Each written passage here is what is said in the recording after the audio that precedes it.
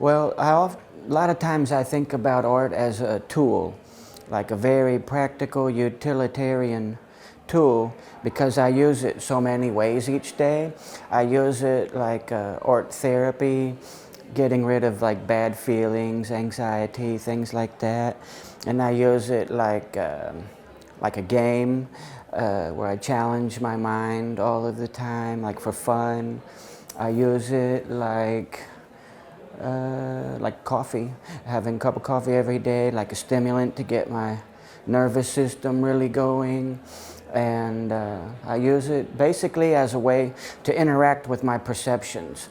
Instead of just passively going through life experiencing whatever happens to me each day, art is a tool to really let me become an active participant in what I experience. And so I really just think of it as a useful tool more than anything. Different art forms I use as different tools.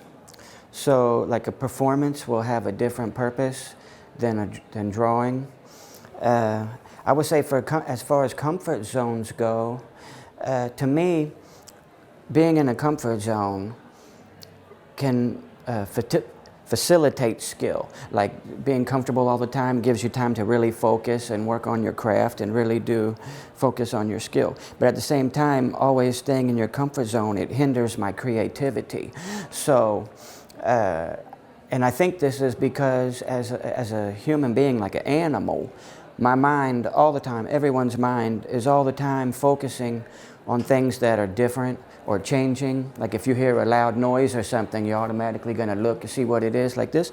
And so the more you go out of your comfort zone, the more things in your environment are new and changing and different and strange. So your mind is constantly like really on alert, like hypersensitive or hyper aware. And I think, to me, I just believe it, but I don't know if it's really that realistic or not. But I feel like the farther I go from my comfort zone, the more hyper aware I become. And it's the associations that I make in my brain, like the connections that I make while I'm really sensitive, are what is responsible for a lot of my creativity. Like a lot of my creative ideas, I think, come from this type of being like really sensitive to like everything going on around me. Well, at first, I think I thought of it like maybe it would be a journal or a diary or something like this, but then right away I became more concerned with experiences instead of like trying to illustrate experiences.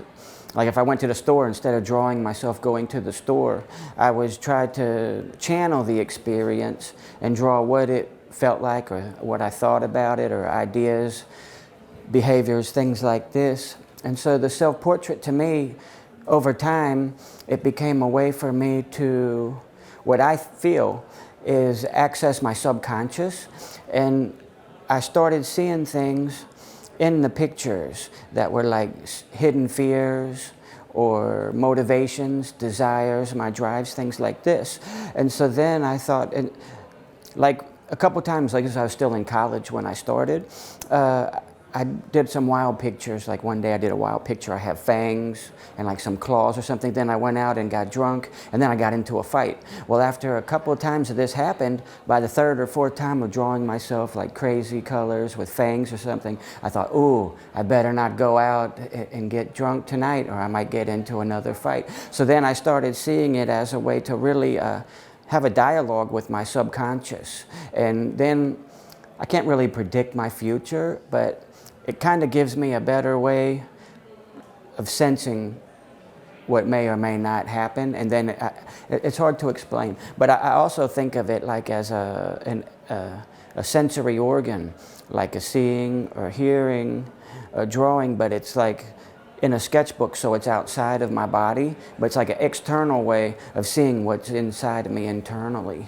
There was several different reasons why I tried a bunch of different drugs. One was a curiosity. I just thought, well, I'm experiencing as much as possible in life. I want to experiment with drugs, something just like everything else I experiment with. And then another thing, some terrible things had happened to me in life, and so it was kind of like a way to deal, like why people take drugs, like little little bit of self-abuse involved, and then also access, because drugs are everywhere, especially where I live. They're all over the place, everywhere. So all those three things just came together, and then I did a whole lot of different drugs.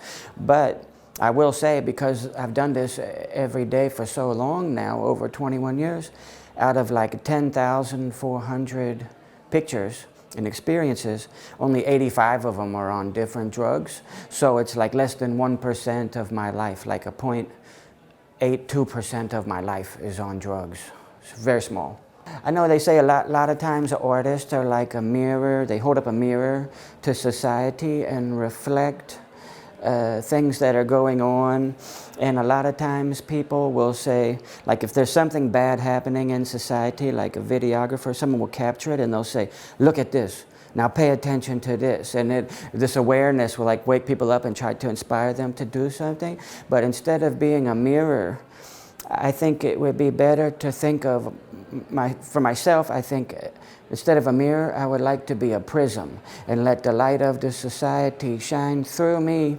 Instead of reflecting, have it refract like I'm a filter, so I can either make some beautiful rainbows with art or start fires, like with the piece of glass, like a lens, and like really burn stuff down and really empower people to make the most out of the experiences.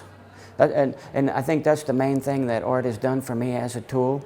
It's really, even though I've never become like a famous, wealthy person, it has still given me, it has like tremendously expanded the possibilities of what I'm able to experience in my life. Like it's just stretched it out so much that I feel like I can't be an astronaut, but I feel like I can do almost everything, really.